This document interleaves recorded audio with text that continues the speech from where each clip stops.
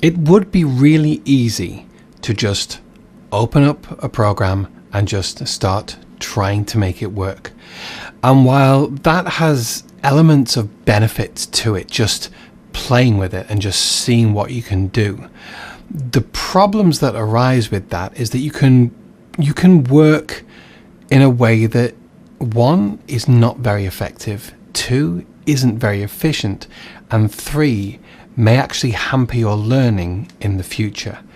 I know because I've done that. I've done that in so many different programs, and 2 to 3 years down the line, I've realized I've wasted so much time because of my lack of understanding of the basics.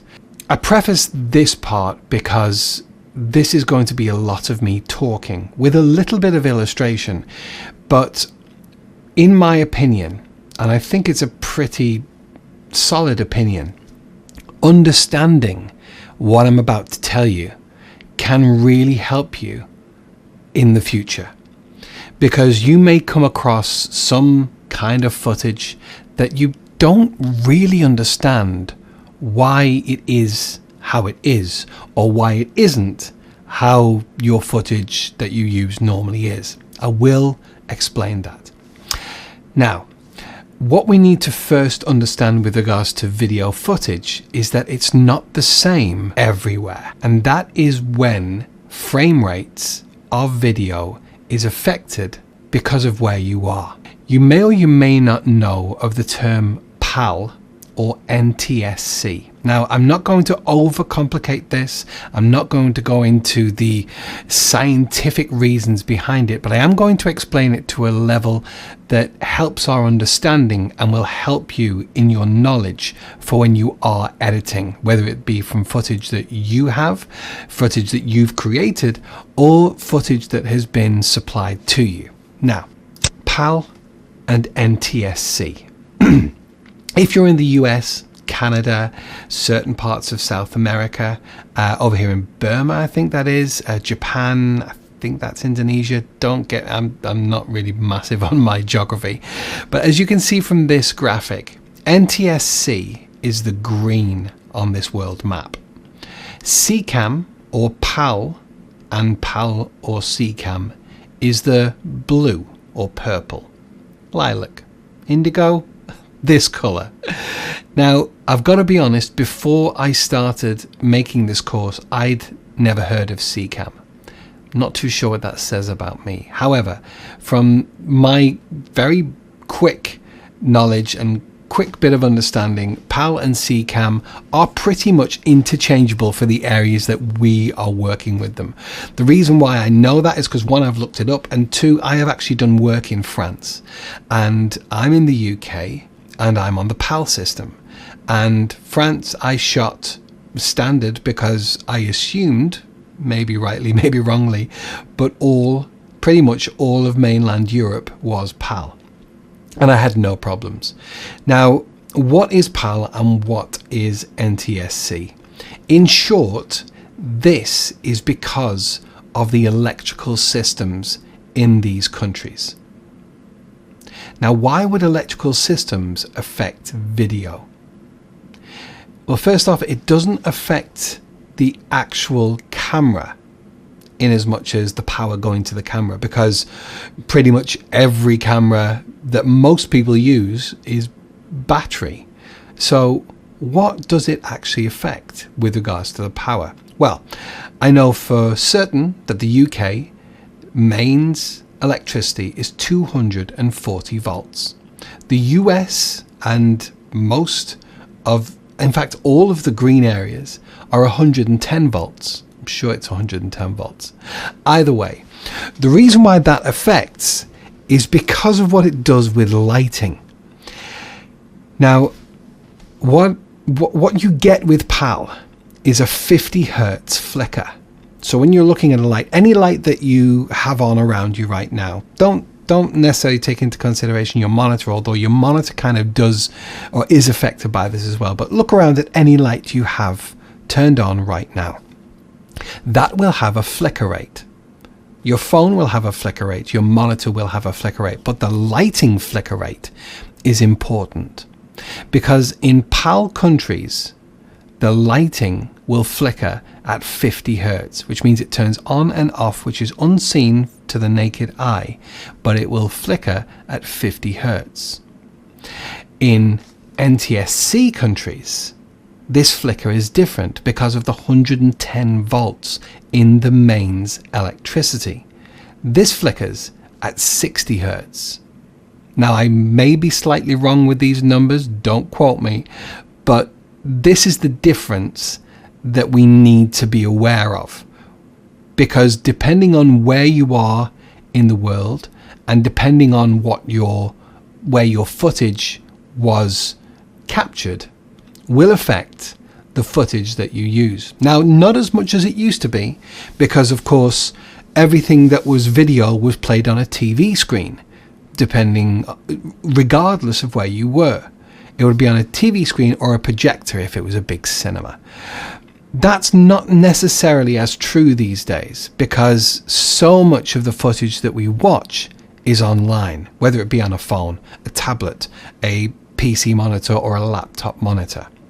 However, even though those screens are flickering at different hertz, some gaming monitors will have a refresh rate of 144 hertz or 256 hertz, and that's great for gaming.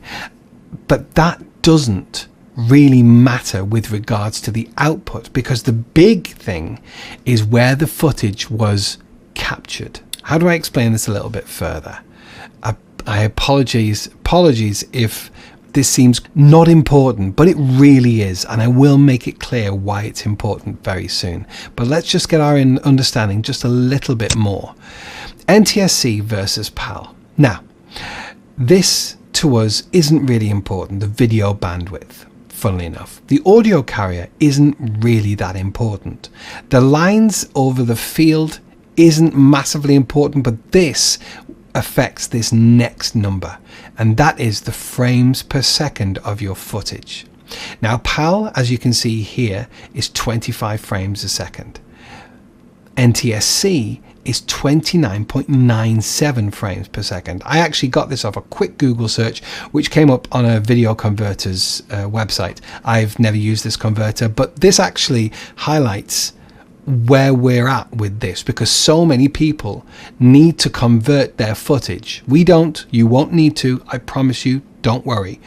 But some people will do, depending on what they're doing in the footage. I have never had to, you should never need to. But this really speaks to the importance of understanding PAL versus NTSC. So your frames per second for NTSC is 29.97. PAL is 25. Now that can differ these days. There was a recent Will Smith film that was actually shown in 60 frames a second. The thing is, the quicker the frames per second, the more you see, the more the refresh rate of that.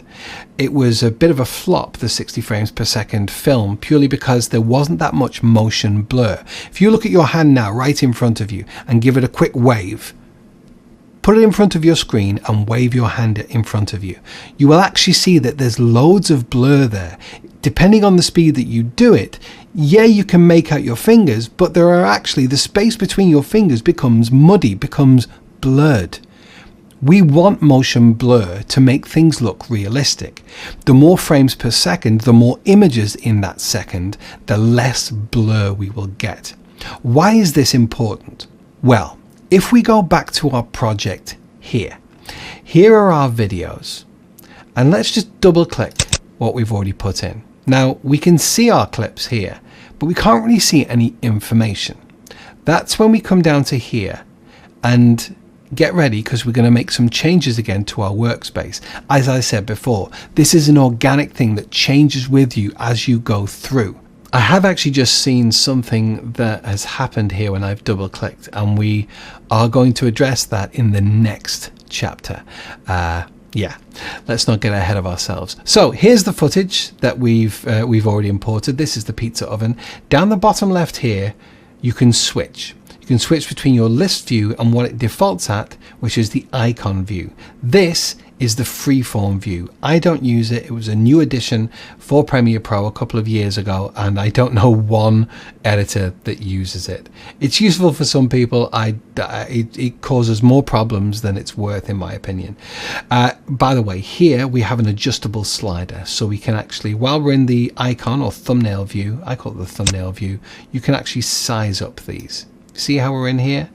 And if you want to see more space here, this is a big tip. Do you know where the tilde key is on your computer?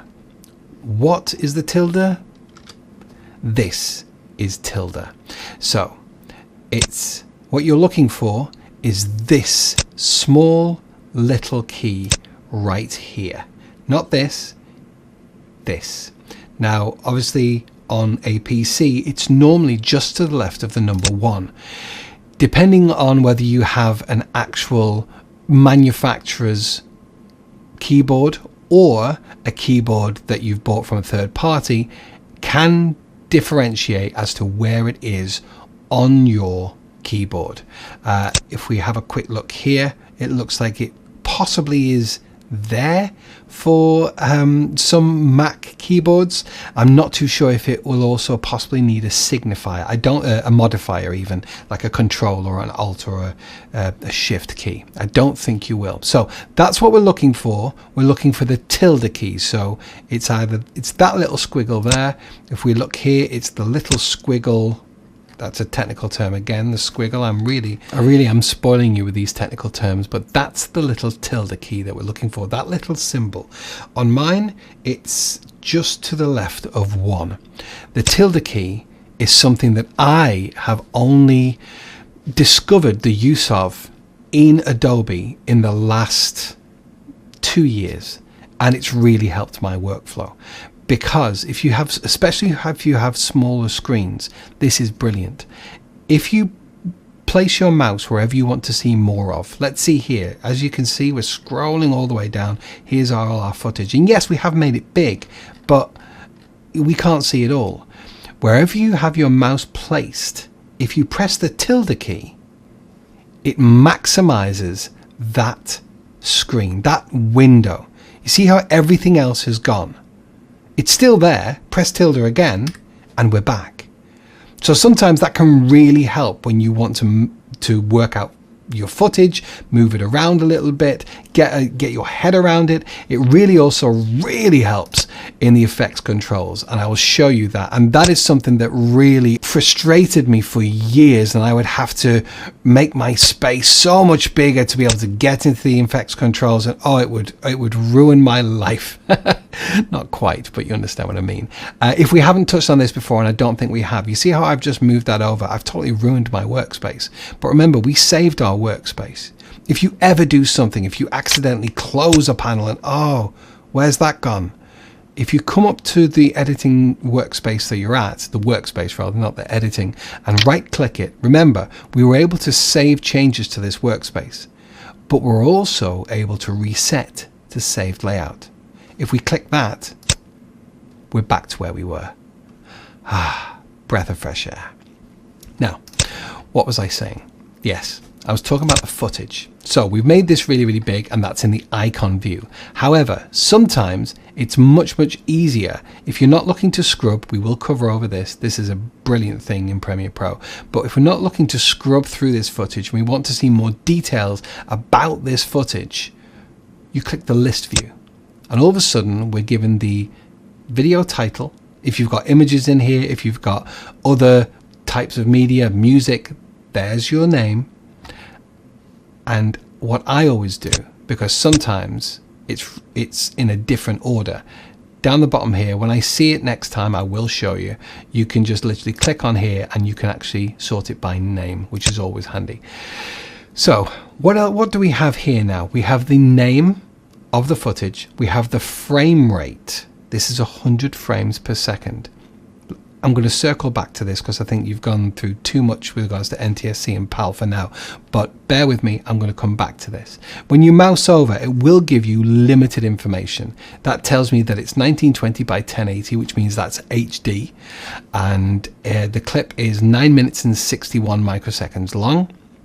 sorry, 9 seconds and 61 microseconds long, and it's 100p, which means it was shot at 100 bits.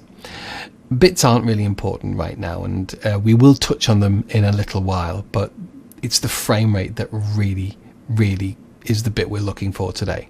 But if we look at the bottom here, we can actually scroll along because there's other information. Hold on, do we need to scroll along? How do we see it all together? All of it on the screen at the one time. How do we do that? What key do we need? That's right, the tilde key. That thing right there.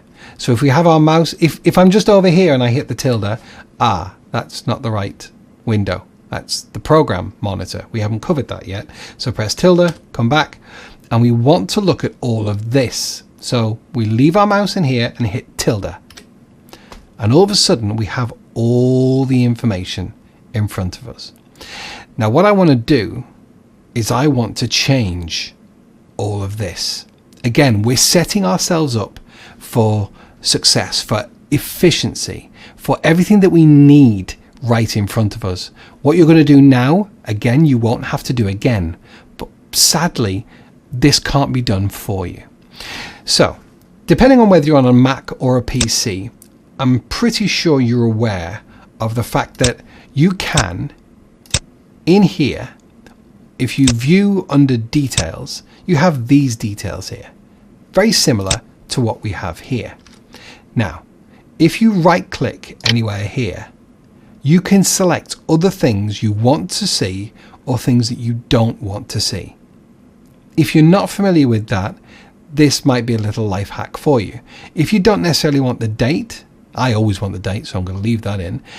This doesn't always cover everything with folders because obviously size and length depends on the file inside. So if we go in and we look at these and we go to details, we've now got size, that's the file size.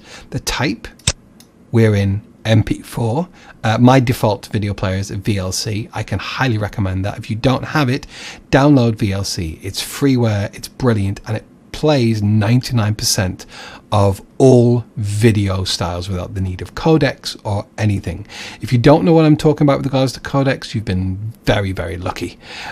You will. So VLC is brilliant whenever you just need to quickly look at a piece of video or you want to check any renders out. So what else can we actually have here? If we go to more, there is so much else we can include in these details if we want. You understand what I'm saying here? Great. So let's go back into Premiere Pro and let's literally get rid of everything we don't want because there is so much here that we do not need. So let's right click anywhere and go to metadata display. Oh, there's only one thing checked. Now the reason why this is because if everything was in here was checked, it would be a tick. But because there's only a certain few things within this drop down, you see the little arrow there? This is a twirl. We call it a twirl down. As you see, when you click, it twirls, it turns, and it twirls down. The reason why it's a line rather than a tick is because there are some things selected in this group, but not everything. Okay, so first off, we're going to leave name because name is grayed out. You can't do anything about that. Label. Label is this color here.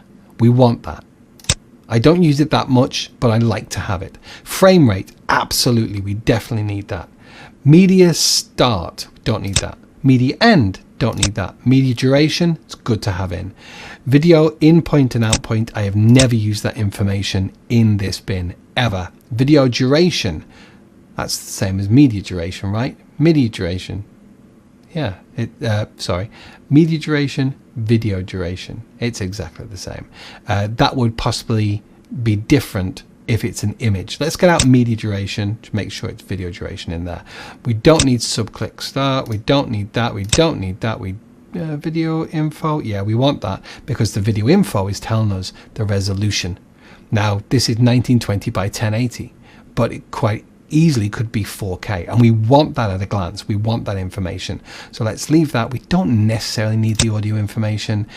Tape name, don't need that. Where's the tape name? Nothing, never heard of that. Description, don't need that. Don't need the log note, don't need capture, don't need that, don't need that. I don't actually think we need anything else. Good and hide, Never ever used that in my 10 years.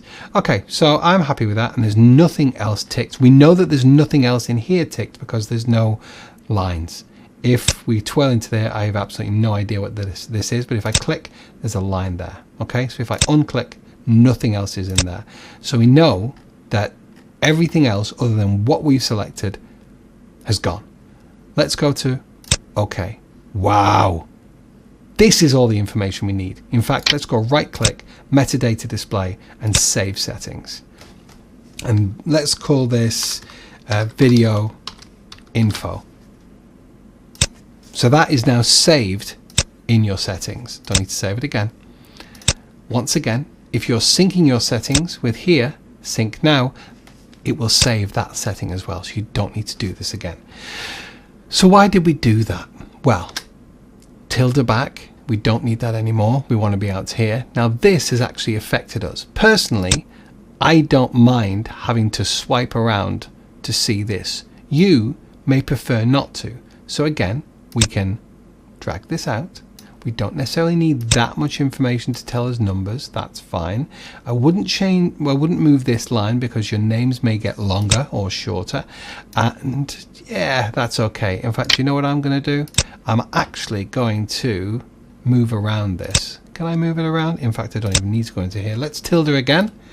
And I want the video info straight ahead, right up close. That's where I want it. And then I want my frame rate.